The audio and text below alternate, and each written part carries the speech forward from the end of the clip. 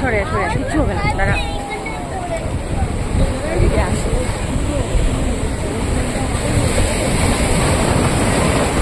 একদম সামনে পড়ছে তো কি ভালো লাগছে